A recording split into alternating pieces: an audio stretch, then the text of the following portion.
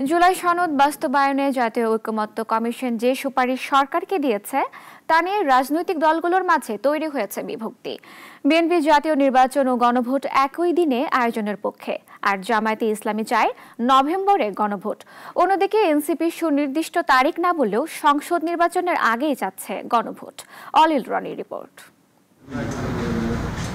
জুলাই সনদ বাস্তবায়নে গণভোট আয়োজন দেশের রাজনীতিতে নতুন করে নিয়ে এসেছে কালো মেঘ। মধ্যরাত থেকে গণভোট ইস্যুতে সরগরম সামাজিক যোগাযোগ মাধ্যম ফেসবুক। হ্যাঁ কিংবা নাতে বিভক্ত হয়ে পড়েছে পুরো দেশ।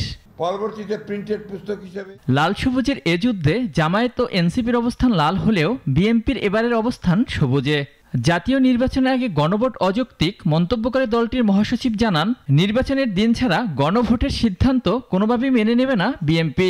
জাতীয় সংসদ নির্বাচন অনুষ্ঠানের মতো বিশাল আয়োজনের বিবেচনায় নির্বাচনের পূর্বে গণভোট অনুষ্ঠান অপ্রয়োজনীয়, অযৌক্তিক এবং অবিবেচনাপ্রসূত। তবে জামায়াত ইসলামী বলছে, কমিশনের সুপারিশ নিয়ে নতুন করে প্রশ্ন তুলে বিভাজন তৈরির অপচেষ্টা করা হচ্ছে।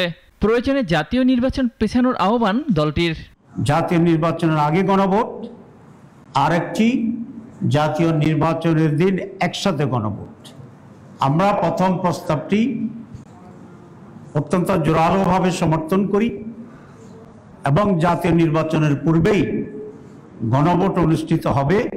আর গণভোটের আগে তত্ত্বাবধায়ক সরকার গঠনের সুযোগ নেই বলছে এনসিপি, কারণ বিষয়টি জুলাই সনদে অন্তর্ভুক্ত এবং তা গণভোটের পরেই নির্ধারিত হবে। কারো উপর নির্ভরশীল হয়ে আমরা রাজনীতি করব না, কিন্তু নির্বাচনে কৌশলগত কারণে বা দেশের বৃহত্তর স্বার্থে যদি কোনো ধরনের সমঝোতা প্রয়োজন হয়, আমরা সেটার জন্য ওপেন আছি। বিএনপি নেতাদের দাবি, জুলাই জাতীয় সনদ বাস্তবায়নের আদেশ জারি করার এখতিয়ার অন্তর্বর্তী সরকারের নেই, এটা রাষ্ট্রপতির এখতিয়ার।